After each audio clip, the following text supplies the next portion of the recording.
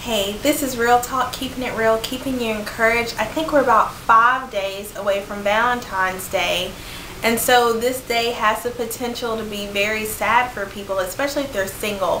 So today I just wanted to give you some tips on how to enjoy your Valentine's Day. First of all, decide that you're going to have a great Valentine's Day. Don't jinx it by saying, oh, it's going to be horrible, I don't have anybody, I'm going to be lonely, life sucks, it's Singles Awareness Day. I don't like that one at all. Just all these things that we say that are so negative. But there's power in your words, so just go ahead and say, I'm going to have a great Valentine's Day, and then believe it. Next, instead of dwelling on the disadvantages of being single, because I know that there are some, think about the advantages. I mean, you're not in a loveless marriage. You're not in an abusive relationship. I mean, so many people are with someone, but it's not healthy. So be excited that you're not a part of that right now. And then also know that every day that you're single, you're just a day closer to meeting that person that you want to spend hours with, and that you don't get bored with, and that you're in love with. So every day you're single is just one day closer to meeting that special person. Another thing that is really important to do on Valentine's Day if you're single is to do something for someone else, okay? Valentine's Day is not all about you. There is a widow out there who's missing her husband of like 40 years, and there's not anybody to tell her Happy Valentine's Day. So make some cookies, you know. Make somebody else feel special. Make your mom feel special. Give Valentines to the people in your family, your co-workers, your friends. I received a Valentine from one of my friends, and it was just so sweet. I mean, it doesn't have to be a romantic thing, but do something for somebody else, and that'll take the attention off yourself. Another thing that you should do, and I'm looking at my computer, that's why I'm looking down here, is to date yourself. And I know that sounds kind of weird, but I mean, really, you know what you like. Instead of sitting at home being, oh, I wish there was a guy, you know, to take me to the movies, take yourself to the movies. Rent a bubble bath, eat some chocolate, get a massage. I mean, treat yourself. You have to know how to love yourself. You are worthy of love without another person.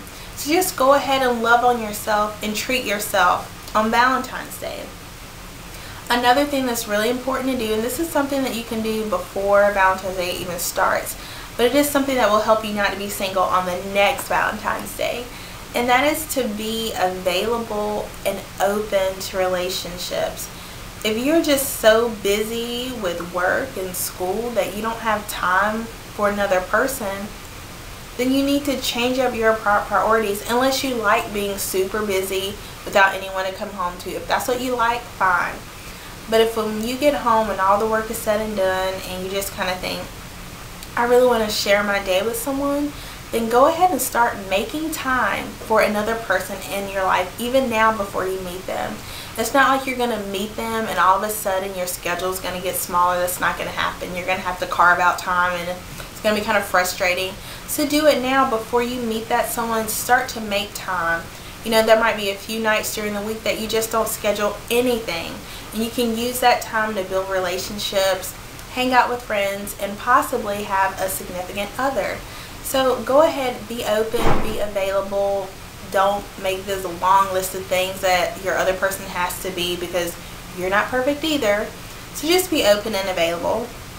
And lastly, as you're being open and available, make some relationship goals. I mean, so many times we say we want a man or we want a girlfriend, and we don't really know what we want from it. We just know we want to be with someone, but you've really got to know what you're looking for in a relationship. For example, if I'm a girl and say I want a boyfriend, but I don't really want anything serious. I just kind of want someone I can hang out with, someone to take me out to eat, someone to make me feel special, but I don't really want to get married or anything.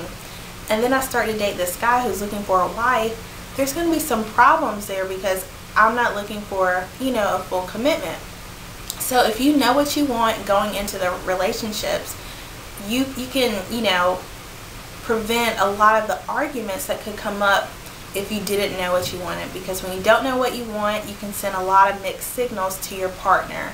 And so it's best to kind of make some goals about what you're really looking for in a relationship, and that'll also help you for next Valentine's Day.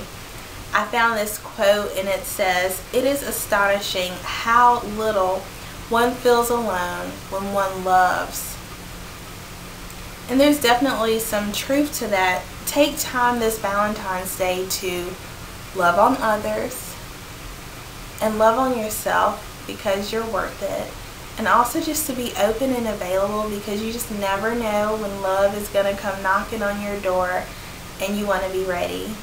So I'll see you guys next week on Real Talk, keeping it real, keeping you